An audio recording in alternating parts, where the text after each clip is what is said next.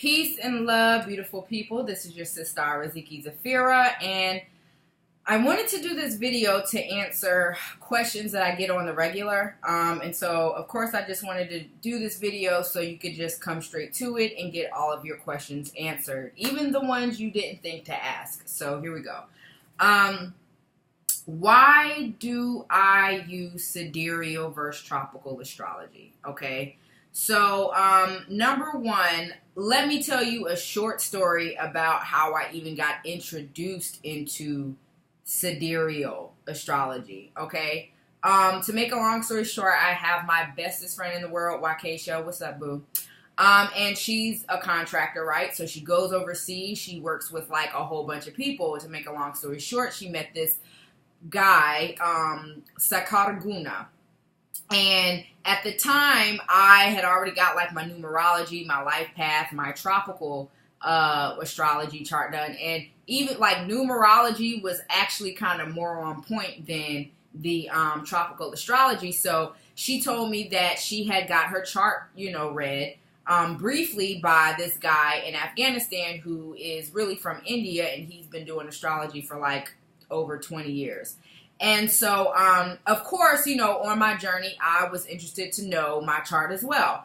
And so, the next thing I know, I got a call, like, it was 2, 3 o'clock in the morning, and she was like, yo, son, that's just how she talks. Yo, son, you up? Get up. Da-da-da-da-da. And I'm just like, whoa, calm down. Like, what's going on? Mr. Guna, he wants to talk to you. He did your chart. And he said, da-da-da-da-da-da-da. And she was just going off, like, really excited. And I heard what she was saying, and stuff was resonating. But I'm like, wait, I need to hear from this guy. So he gets on the phone. And what first thing was, this man described what I look like. And she promised up and down. And my best friend, she don't lie, she never showed him a picture of me. That and the second instance that happened was that one day I was driving while crying, and then the next day he said he meditated and the next day he called me and was like, were you crying and driving yesterday? And I didn't even talk to her. And I'm just like, well, how you know that? He was like, I saw you, I meditated.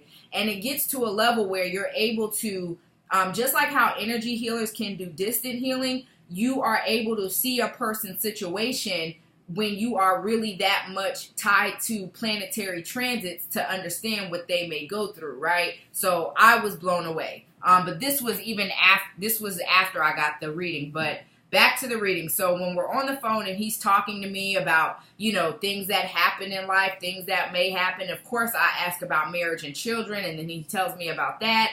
And then he said, when you start to do astrology, not if. He said, but when you do astrology, let me know because I want to be your partner. And at the time, I'm in school for advertising, and I'm just like, astrology? Like, ain't nobody got time for... But mind you, I was already getting those kind of readings, but I didn't think I would be the reader. And so when he said that, it just inclined me more to learn why he said what he said. So I had to learn to read a chart. And when I'm telling you, when I started learning, it was like something unlocked, and I was just able to grasp it immediately. And I just started doing more charts and more charts and more charts, and I wouldn't be wrong. So, and so now what he said is coming into fruition, but it was even more so what he said about marriage and children. And so I needed to look deeper into that. And so it was accurate, but I was able to even go further into that kind of reading. And so, ever since that experience, I really haven't looked back. And again, I'm not here to bash one system out of, the next. There are some wonderful people that I know that use tropical, and some of them are actually successful. But for me, it just didn't resonate with me. And just like we have tropical astrologers, we should also have more sidereal astrologers. And I'm going to tell you why. This is why I choose sidereal over tropical. Number one, so you all know, like, when we came to this country voluntarily or involuntarily, and pretty much all over the world, a lot of things were stolen from us. Our names, our nationality, I'm going to get into that in another video, our culture, our religion, our spiritual tradition, our sciences, and all of that stuff. And it was stolen for a reason, so that the oppressor could keep us oppressed, so that they could keep us under this sort of sorcery. We weren't even able to read because it would allow us to learn certain things to rise above, right? So we're in this world where they switched the calendars, and they actually switched the axis of the planet. So let me go into that. First and foremost, our ancestors didn't have internet, TV, whatever. So, of course, all they had to do was study nature and the patterns that happens. And they were able to correlate these patterns of nature and people to the cosmos. And there are other disciplines that use this thing, like the I Ching, comes from the science of being able to study the nature of people and planets from the transits of the cosmos. And then even in alchemy, you have certain alchemists who understood when you create certain things on a certain day, during a certain time, during a certain planetary energy, the effect is going to be even more amplified. Okay, our ancestors knew there's certain colors and chants and mantras and chakras that are aligned with the planets as well. And so, another thing is people are like, well, Chinese, is this the same as the Egyptian or the Dogon? And I'm not qualified to say what Egyptian or Dogon astrology is because I've never studied it. What I do know is that the thing that they all have in common is that they track the planets based where they actually are instead of based on seasons. And so here's where we get into the mathematical part. Here's where we get into why people's sun sign is going to be one sign in tropical astrology and another sign in sidereal astrology. And the rule of thumb is normally people who are born between the 14th and the 21st or the 23rd, give or take a couple of days, is going to be the same sun sign in both systems. Anything outside of that, you're most likely going to be a sign behind. All right. So our ancestors knew that the earth was on an axis. Okay. And because of this axis, being that we knew the earth was on an axis, we track planets according to where they actually are.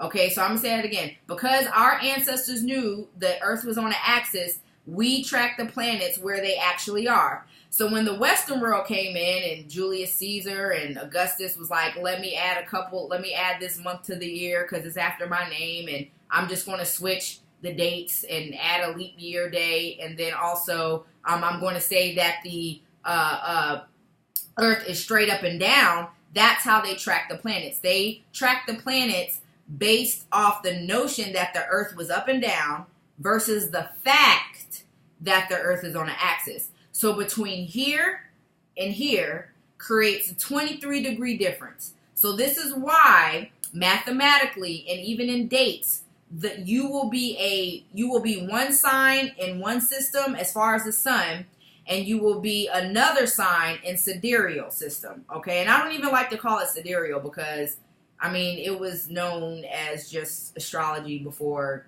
sidereal came about. But I guess they had to name it since the Western world came up with something else. But anyway, that's that. Another reason, well, I'll say this. This is one of the most important. One science bases the planets where they actually are. The other one bases it off of seasons, which is why it's called tropical astrology, okay? So with that 23-degree difference creates a difference in sun signs between the two systems. Now, the next thing, the reason why I like sidereal is because it's more exact. It provides more detail. Why? Because just like how in both realms you have the 12 zodiac signs, you have the North Node and the South Node, which is more so Rahu and Ketu and sidereal. You have the degrees, but there are some differences. The tropical does not consider the condition of ruling planets. Okay, it also does not consider the 27 lunar mansions that exist throughout the 12 zodiac signs. So in each zodiac sign, which is in sidereal 12th, and I know about the 13th, but that's a whole other video, there are star galaxies in each of these constellations that the tropical system totally forgot about. So just like the planets contribute energy and frequency and experiences, so do these other 27 lunar mansions. And I like the fact that our ancestors considered that because it gives us even more detail. Another thing that I like about it is the fact that tropical astrology just uses one chart. In sidereal astrology, we use your chart, right? But guess what? Just like each of those 12 houses has lunar mansions or star constellations or lunar mansions, and we call those nakshatras, they also come with their own chart.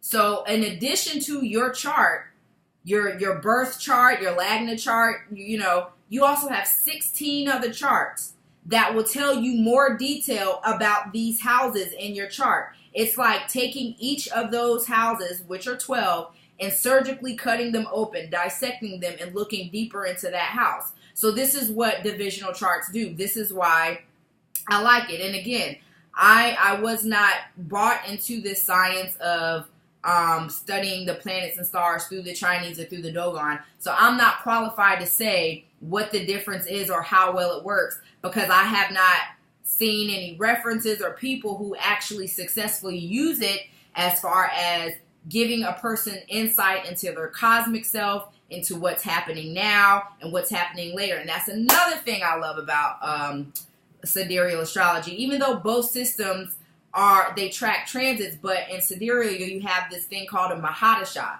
and it is the planetary ruling period, and that takes over your life throughout a certain course of time in your life. Some periods last 6 years, some last 20, some last 18, some last 10. And so this again helps us give us more detail and insight as to what's going on with you, what's going on now, and what's going on in the future.